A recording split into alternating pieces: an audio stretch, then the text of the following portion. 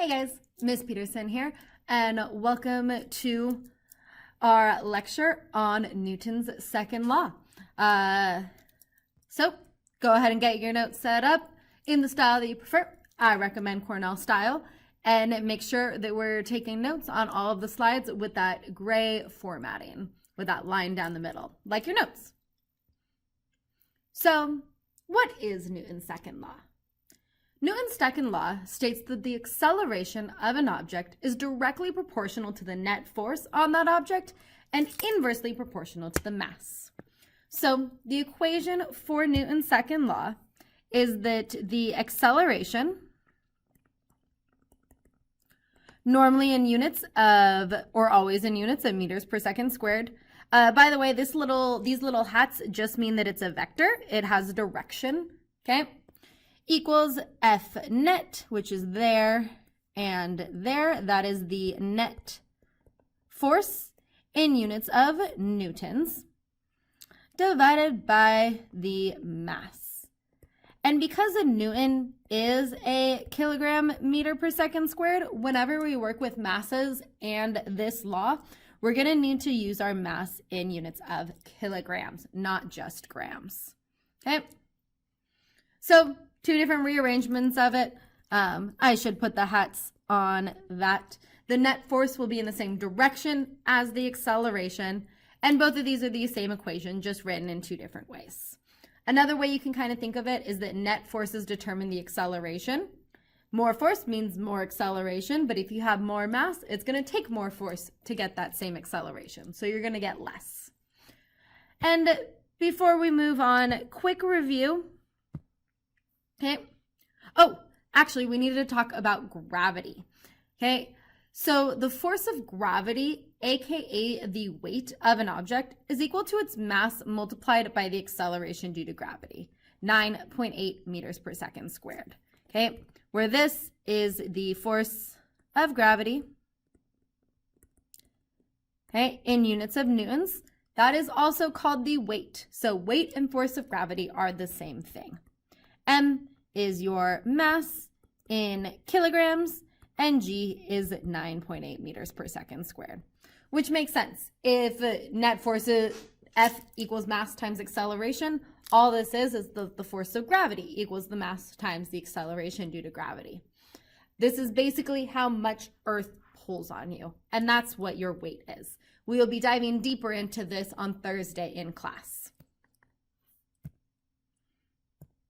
I did want to give you guys a little snapshot of the forces. You do not have to take notes on this slide, but this is a nice little summary if you would like it for your reference. We got weight or force of gravity, the normal force.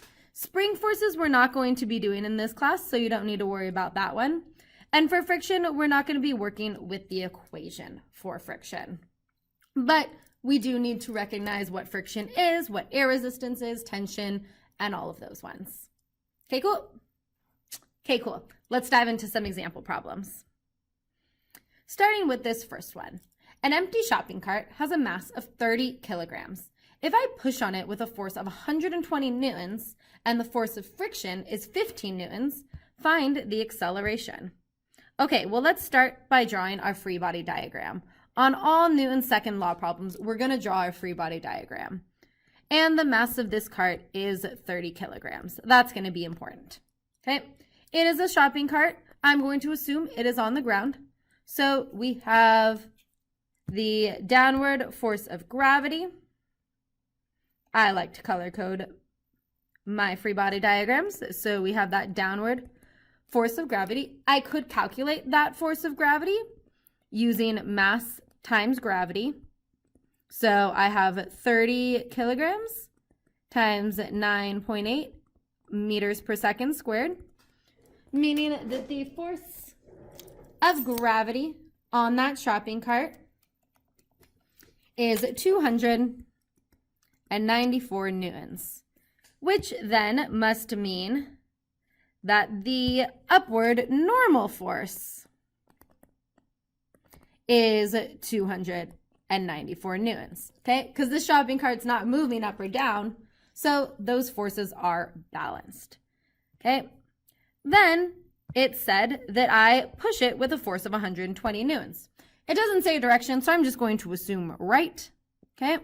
Oh, that one is smaller than 294, so I'll do a smaller arrow.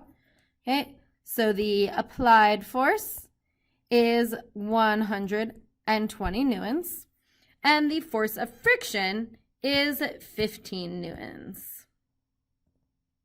Oops. Come on, do what I want. There we go. And our force of friction is 15 newtons. Okay, so there's our complete free body diagram. Now let's go ahead and find the net force. Okay, the net force is given to us by our free body diagram. We have 120 to the right and 15 to the left. So 120 minus 15 gives me a net force of 105 newtons to the right, as I've drawn it. We can then use that to calculate the acceleration. The acceleration equals the net force divided by the mass. So if I have 105 newtons divided by 30.0 kilograms, remembering that a newton is a kilogram meter per second squared, so those kilogram units cancel out, and I'm left with acceleration units. I plug that into my calculator, and I get 3.5 meters per second squared as the acceleration of that shopping cart. And that will also be in the rightward direction, okay? Consistent with the diagram. So it'll be speeding up as I push it. Okay, cool. Okay, cool. Let's look at another example. A rightward force is applied to a 6 kilogram object to move it across a rough surface at constant velocity. The object encounters 15 newtons of frictional force. Draw the free body diagram, determine gravity, normal, net, applied. So we're just solving for everything here.